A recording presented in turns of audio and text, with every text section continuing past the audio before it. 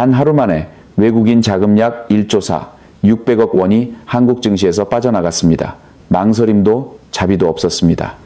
외국인 투자자들은 KOSPI 시장에서 8거래일 연속 매도세를 이어갔고 원화는 17년 만에 최저 수준으로 추락하며 1달러 당일 600권이라는 심리적 위기선으로 곧장 밀려가고 있습니다. 아시아 사위 경제 대국의 기반이 흔들리고 있습니다. 글로벌 반도체 산업의 자존심으로 불리는 삼성전자와 SK하이닉스 역시 대규모 매도 압력을 받았고 불과 몇 시간의 거래 만에 수십조 원 규모의 시가총액이 증발했습니다. 하지만 이 비극은 여의도와 서울 금융시장의 전광판에 깜빡이는 숫자에서 멈추지 않습니다. 그것은 곧장 거리로 번지고 있습니다. 직장인의 점심값을 짓누르고 청년 세대의 내 집 마련 꿈을 산산조각 내며 한국은행을 빠져나갈 길 없는 막다른 골목으로 몰아넣고 있습니다. 더 무서운 것은 한국만이 비극 속에 놓여 있는 것이 아니라는 사실입니다.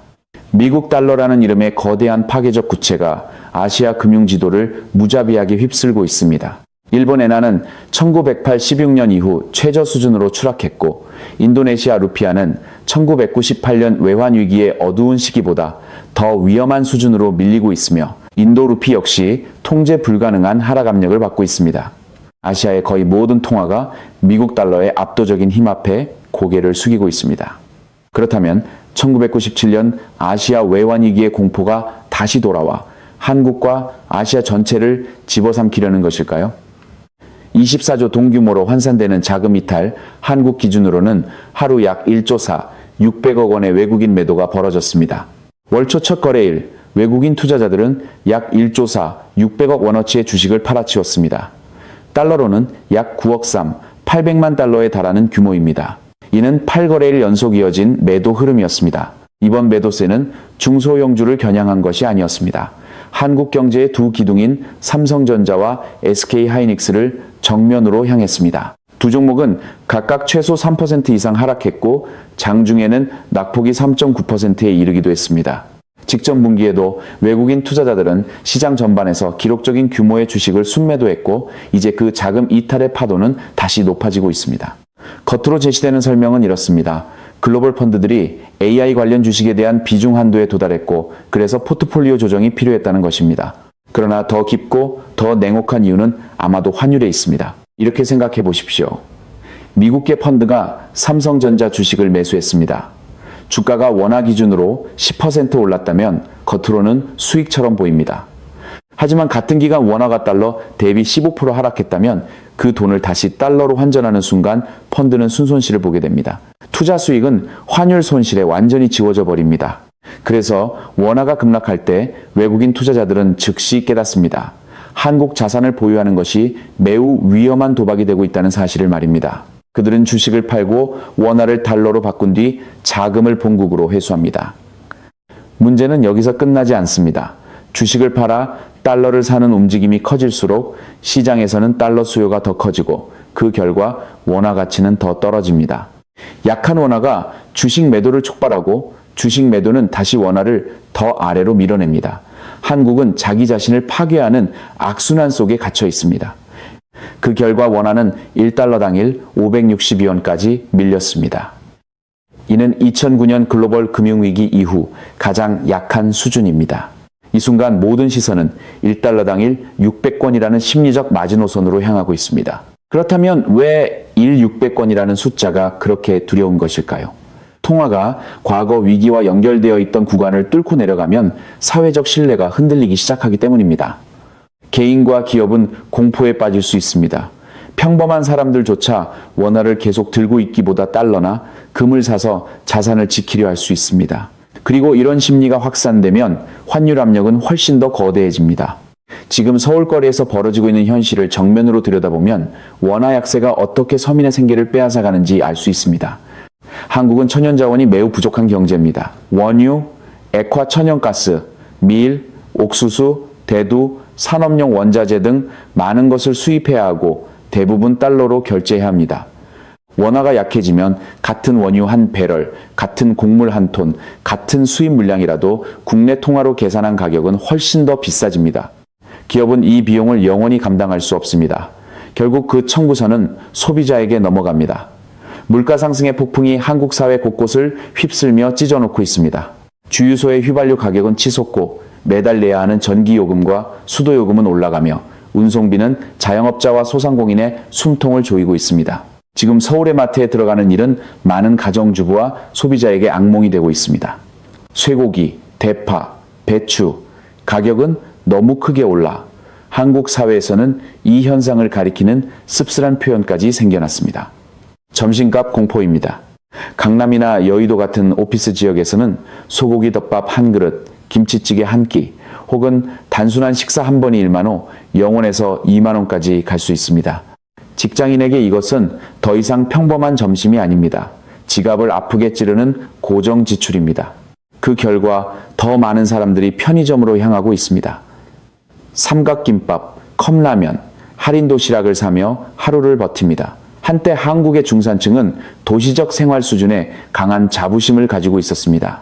그러나 지금 그 생활 수준은 환율, 인플레이션, 생활비 상승에 의해 조금씩 깎여나가고 있습니다. 다음 타격은 내 집 마련의 꿈을 정면으로 겨냥하고 있습니다. 저축을 지키고 자본 유출을 막기 위해 한국은행이 금리를 낮추기는 매우 어렵습니다. 오히려 원화가 더 약해지는 것을 막기 위해 높은 금리를 유지해야 한다는 압력을 받고 있습니다. 그러나 그 결과 고금리는 주택담보대출을 감당하기 어려운 짐으로 바꿔놓습니다. 한국의 MZ세대와 젊은 세대는 이미 서울의 터무니없는 집값 때문에 절망하고 있었습니다. 일부 지역의 주택가격은 연소득의 수십 배에 이릅니다. 많은 젊은이들은 이를 악물고 은행 대출을 받았고 가족의 저축을 끌어모았으며 인생을 바꾸겠다는 희망으로 금융 레버리지를 동원해 집을 샀습니다. 그런데 통화 가치를 방어하기 위해 금리가 높은 수준에 묶여있자 그들은 사실상 금융의 단두대로 끌려가고 있습니다. 이자 납부 시기마다 목을 베는 칼날처럼 부담이 다가옵니다. 어떤 사람들은 소득의 70%에서 80%를 은행 대출 상환에 써야 합니다. 남은 돈은 치솟은 식료품 가격, 전기요금, 난방비, 전반적인 생활비에 삼켜집니다. 그들은 수십억 원짜리 아파트에 살 수는 있습니다. 그러나 제대로 먹는 것도, 원하는 물건을 사는 것도, 겨울에 난방을 마음껏 켜는 것도 감히 하지 못합니다. 비용 부담이 마지막 한 푼까지 짜내는 수준에 이르고 미래가 끝없는 빚으로만 보일 때 한국의 청년들은 조용하지만 파괴적인 방식의 국민적 저항을 시작했습니다. 그들은 중국의 탕핑처럼 누워버리는 삶을 선택합니다. 연애를 거부하고 결혼을 미루거나 포기하며 출산에는 단호하게 아니요라고 말합니다. 이미 세계에서 가장 낮은 출산율을 가진 국가 중 하나인 한국은 원화 가치 하락과 최근의 비정상적 물가 충격까지 겹치며 출산율이 여성 1명당 0.7명 수준까지 더 떨어지는 충격을 겪고 있습니다. 국제자본이 하루 만에 한국 증시에서 거대한 매도 물량을 쏟아내는 일은 단지 통화 가치를 떨어뜨리는 사건이 아닙니다. 그것은 매일의 식사를 짓누르고 한국의 다음 세대가 존재할 가능성 자체를 조용히 지워가는 사건입니다. 이제 아시아 전역의 도미노 효과를 보겠습니다. 먼저 한국 바로 옆에 경제 대국 일본입니다. 일본 엔화는 최근 1달러당 160엔 선을 넘어섰고 1982년 이후 가장 약한 수준으로 밀렸습니다. 다시 말해 한때 안정의 상징으로 여겨졌던 일본 통화가 거의 40년 전 수준으로 되돌아간 것입니다. 도쿄 역시 매우 위험한 도박 속에 갇혀 있습니다. 약한 엔화, 낮은 금리, 대규모 재정 지출을 유지해 수출을 지원하는 전략입니다. 처음에는 이 전략이 합리적으로 보였습니다. 엔화 약세는 토요타, 헌다, 소니 같은 일본 수출 대기업들이 해외 매출을 국내 통화로 환산할 때 더 많은 돈을 벌 수 있게 해주기 때문입니다. 하지만 미국 연방준비제도가 높은 금리를 유지하면서 미국과 일본의 금리 차이는 투기 세력에게 거대한 표적이 되었습니다. 그들은 초저금리로 엔화를 빌리고 엔화를 팔아 달러를 산 뒤 그 달러를 통해 더 높은 이자 수익을 얻습니다. 이것이 바로 엔캐리 트레이드이며 이 흐름이 엔화를 통제 불가능한 방향으로 더 밀어내고 있습니다. 약한 엔화는 한때 수출에 도움이 되는 보약처럼 여겨졌습니다. 그러나 이제는 일본 국민에게 독이 되고 있습니다. 일본 역시 천연자원이 부족하고 에너지와 식량의 상당 부분을 수입해야 합니다. 엔화가 약해지면 원유, 천연가스, 밀, 수입식품 가격이 모두 올라갑니다. 성장은 버티고 있는 것처럼 보이지만 근원 물가는 여전히 높습니다. 국민은 지출을 줄일 수밖에 없고 구매력은 날마다 깎여나갑니다. 일본은행은 금리를 약 1% 수준까지 올려야 했고 이는 수십 년 만에 최고 수준입니다. 하지만 미국의 평균 금리와 비교하면 여전히 너무 낮습니다.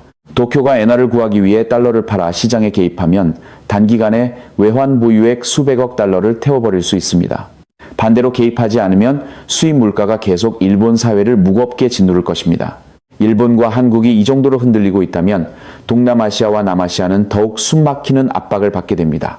인도네시아에서는 루피아가 극도로 위험한 수준으로 떨어지고 있습니다. 2016년 초 이후 루피아는 7% 이상 가치를 잃었습니다. 루피아 가치는 역사적으로도 매우 낮은 수준까지 밀렸습니다. 인도네시아는 달러로 결제하는 연료 수입 의존도가 높습니다. 유가가 오르고 통화가 약해지면 경상수지는 심하게 훼손됩니다. 그리고 외국 자본은 자카르타를 떠날 이유를 더 많이 갖게 됩니다. 더 큰 우려는 인도네시아 증시가 신흥시장 지위에서 프론티어 시장으로 강등될 위험입니다. 만약 그런 일이 벌어진다면 글로벌 지수 펀드들은 인도네시아 주식을 강제로 팔아야 할 수 있고 이는 경제의 또 하나의 유동성 충격을 만들 수 있습니다. 인도의 그림도 광고처럼 화려하지 않습니다. 인도 루피는 2025년 아시아에서 가장 부진한 통화 중 하나였고 2026년에도 계속 약세를 보이며 1달러당 95루피 선에 접근하고 있습니다. 14억 인구의 경제와 막대한 원유 수입을 고려하면 약한 루피는 에너지, 부품, 원자재, 외화 부채 비용이 모두 불어나는 것을 의미합니다. 중국을 대체하는 제조업 허브가 되겠다는 인도의 야망도 그만큼 압박을 받고 있습니다. 생산비는 올라가고 수입품은 비싸지며 달러 부채는 더 고통스러워지고 개발 예산은 고갈됩니다. 필리핀 페소에서 말레이시아 링깃에 이르기까지 이 폭풍에서 완전히 자유로운 아시아 통화는 사실상 거의 없습니다.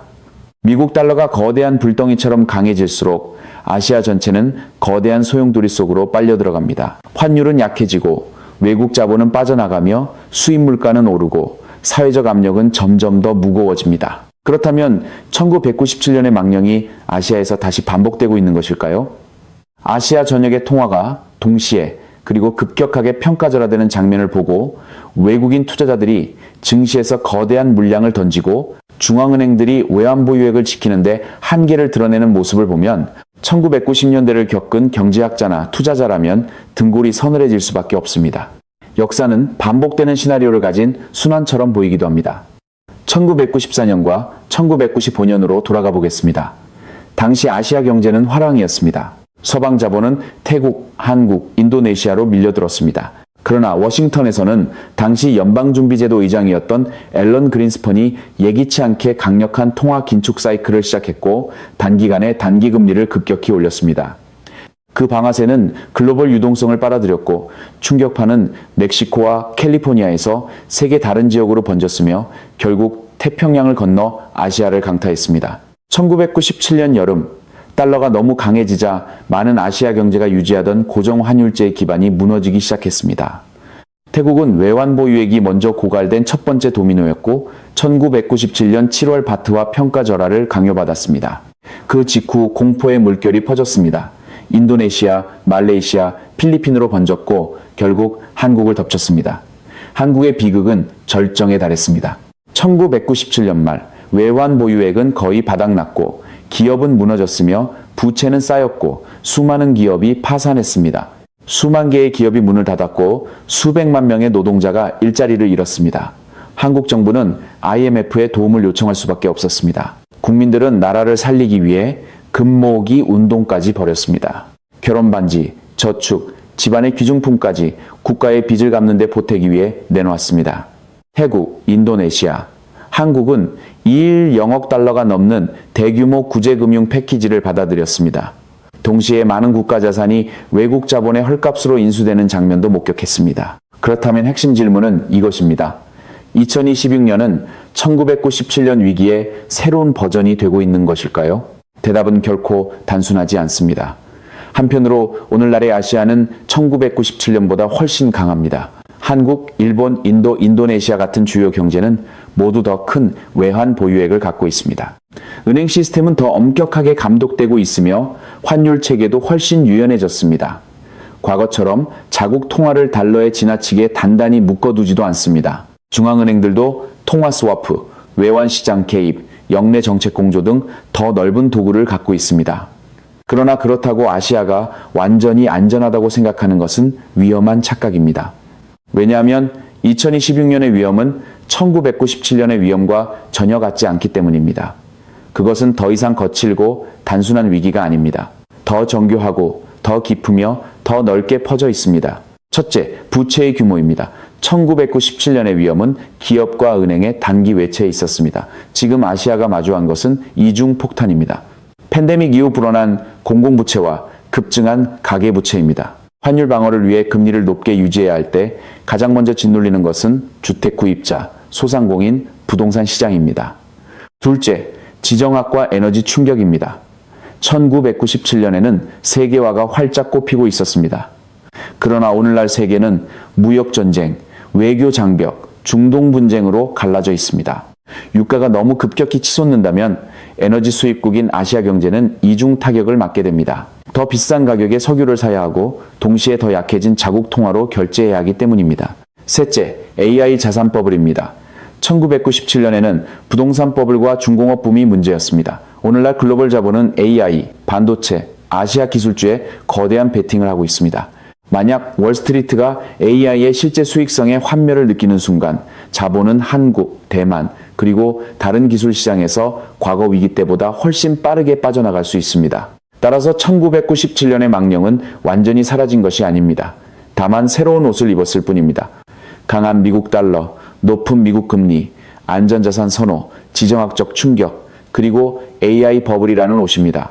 그리고 아시아 경제가 이를 견뎌낼 만큼 충분히 강하지 못하다면 이번 위기는 1997년처럼 시끄럽게 폭발하지 않을 수도 있습니다. 그러나 부채, 환율, 인플레이션, 사회적 신뢰를 조용히 갉아먹으며 훨씬 더 깊은 상처를 남길 수 있습니다.